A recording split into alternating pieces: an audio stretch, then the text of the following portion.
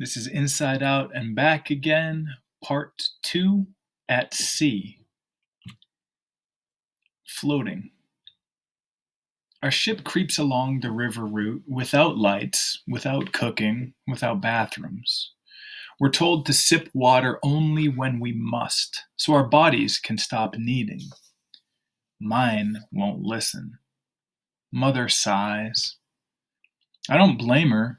Having a daughter who's either dying of thirst or demanding release. Other girls must be made of bamboo, bending whichever way they're told. Mother tells Uncle Son I need a bathroom. We are allowed into the commander's cabin, where the bathroom is so white and clean, so worth the embarrassment.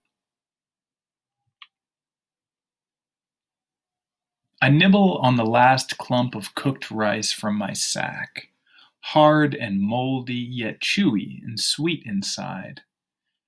I chew each grain slowly. I hear others chew, but have never seen anyone actually eating. No one has offered to share what I smell. Sardines, dried durian, salted eggs, toasted sesame. I lean toward the family on the next mat.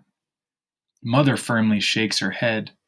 She looks so sad as she pats my hand. On the third day, we join the sea toward Thailand.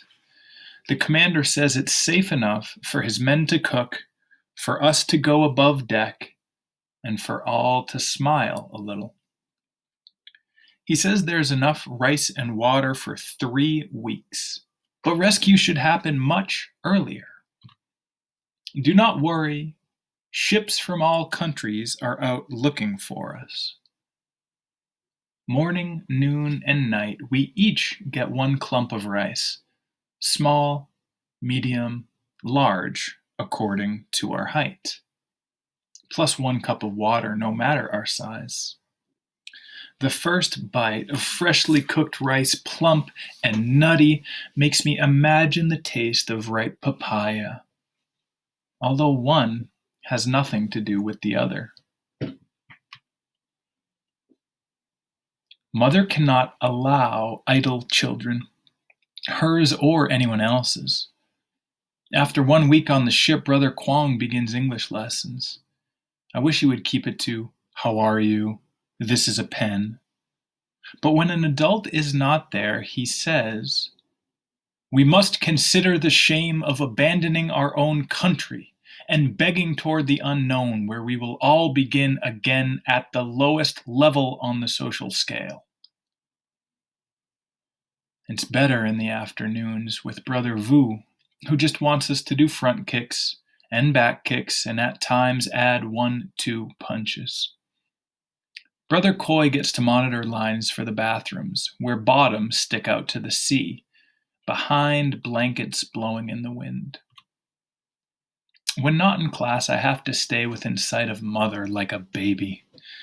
Mother gives me her writing pad. Write tiny, there's but 1 pad. Writing becomes boring, so I draw over my words.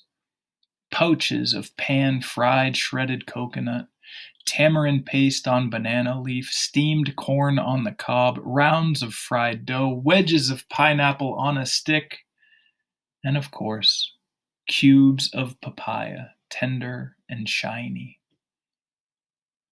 Mother smooths back my hair, knowing the pain of a girl who loves snacks but is stranded on a ship.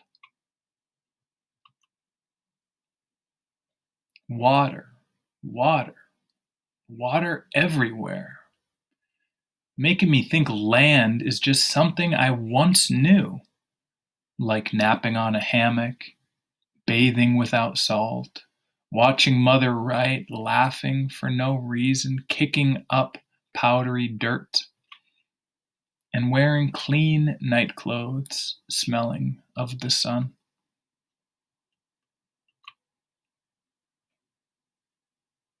Brother Coy stinks. We can't ignore it. He stews and sweats in a jacket he won't take off. Forced to sponge wipe twice a day, he wraps the jacket around his waist. He keeps clutching something in the left pocket where the stench grows. Neighbors complain, even the ones 8 mats away, saying it's bad enough being trapped in putrid hot air made from fermented bodies and oily sweat. Must everybody also endure something rotten? Finally, Brother Vu holds Brother Koi down and forces him to open his hand. A flattened chick lies crooked, neck dangling off his palm. The chick had not a chance after we shoved for hours to board. Brother Koi screams, kicks everything off our mats. Brother Kwong carries him above deck. Quiet.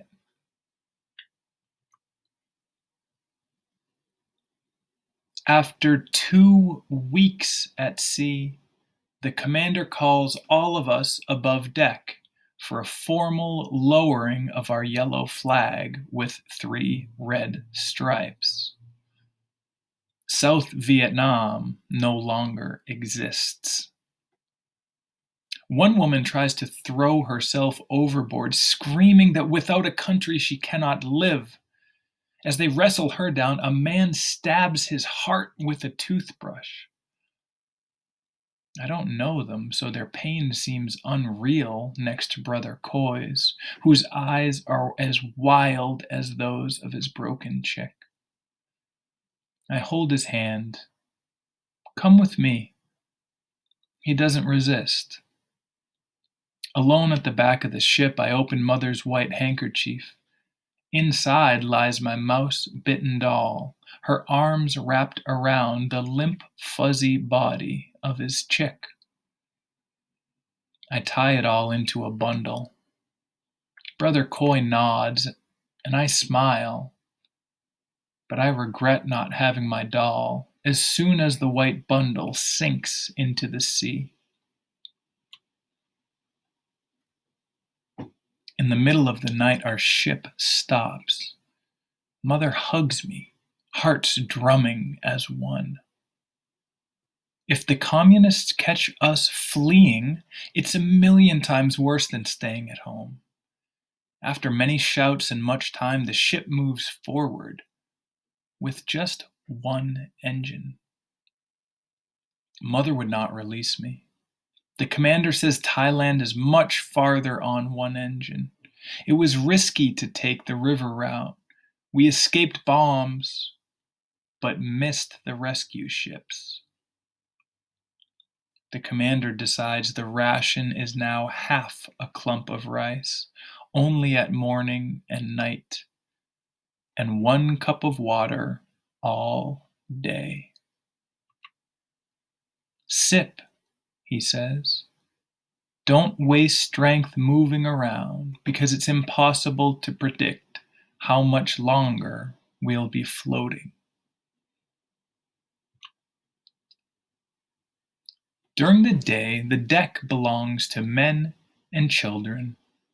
At nightfall, women make their way up. In single files, they sponge bathe and relieve themselves behind blanket curtains.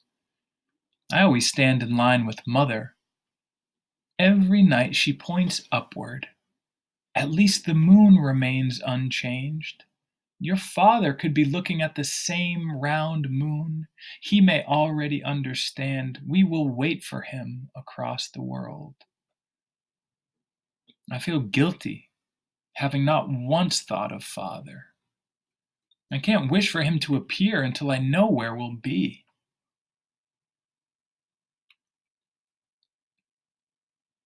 The horn on our ship blows and blows, waking everyone up from a week-long nap. A sure answer, honk, honk, seems close enough and real enough to call everyone on deck. A gigantic ship with an American flag moves closer. Men in white uniform wave and smile. Our commander wears his navy jacket and hat, so white and so crisp. Now I realize why I like him so much. In uniform, he looks just like Father. He boards the other ship, salutes and shakes hands with a man whose hair grows on his face, not on his head, in the color of flames. I had not known such hair was possible. We clap and clap as the ships draw together and kiss. Boxes and boxes pass onto our deck: oranges, apples, bananas, cold, sweet, bubbly drinks, chocolate drops, fruity gum. The American ship tows ours with a steel braid thick as my body. Our rescue now certain, the party blossoms as food suddenly comes up from below. Ramen noodles, beef jerky, dried shrimp, butter biscuits, tamarind pods, canned fish, and drums of real water. Mother says, people share when they know they have escaped hunger. Shouldn't people share because there is hunger? That night I stand behind the blowing blankets and pour fresh water all over my skin. How sweet water tastes even when mixed with soap.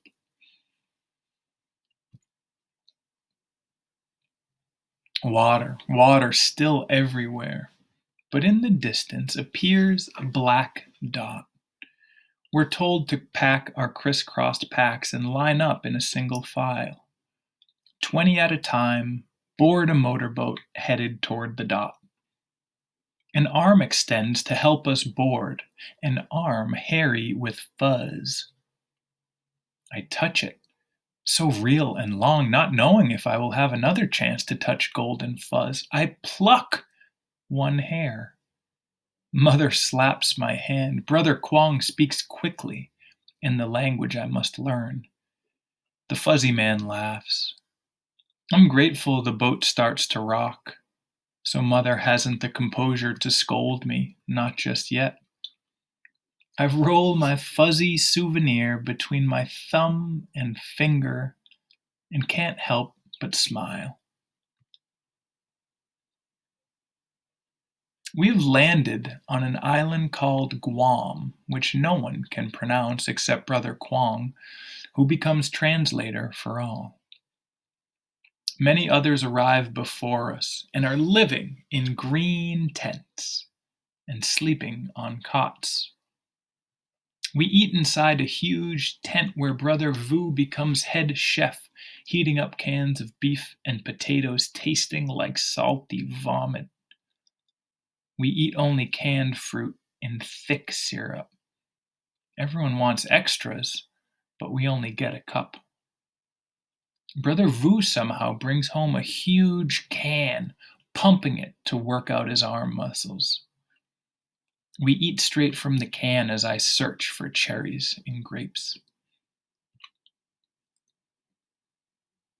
A routine starts as soon as we settle into our tent. Camp workers teach us English mornings and afternoons. Evenings we have to ourselves.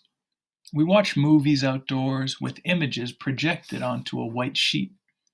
Brother Kwong translates into a microphone, his voice sad and slow. If it's a young cowboy like Clint Eastwood, everyone cheers. If it's an old cowboy like John Wayne, most of us boo and go swimming. The Disney cartoons lure out the girls who always surround Brother Vu, begging him to break yet another piece of wood. I can still hear them begging when I go sit with Brother Coy, who rarely speaks anymore. But I'm happy to be near him. Nuoc Mom. Someone should be kissed for having the heart to send cases of fish sauce to Guam. Everything is more edible with Nuoc Mom. Brother Vu sautés the beef and potato goo with onions and sprinkles on the magic sauce before serving the mess with rice. Lines extend to the beach.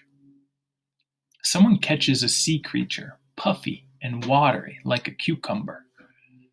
Brother Vu slices it into slippery strips and stews it with seaweed in the magic sauce. So many appetites wake up that Brother Vu just has time to cook rice and serve it with plain fish sauce. People begin to cook as long as they can get a cup of nuoc mam. Brother Koi hands it out in the same white cups as tea. Both dark brown, so of course I drink a gulp of the mostly salty, most bitter, most fishy tea ever. My head whirls, and my breath stinks for days. I do not mind. Mother wants to sell the amethyst ring father brought back from America, where he trained in the Navy before I was born. She wants to buy needles and thread, fabric and sandals from the camp's black market. I've never seen her without this purple rock. I can't fall asleep unless I twist the ring and count circles. Brother Kwong says no.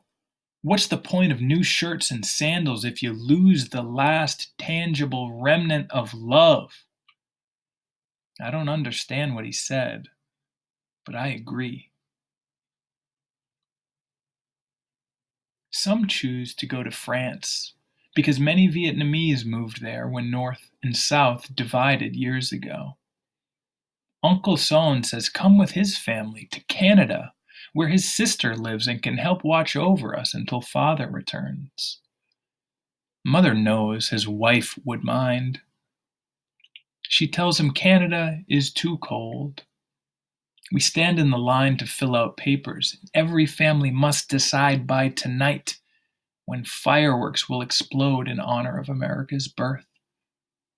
Mother starts to write Paris, the home of a cousin she has never met. The man behind us whispers, choose America. More opportunities there, especially for a family with boys ready to work. Mother whispers back, my sons must first go to college. If they're smart, America will give them scholarships. Mother chooses.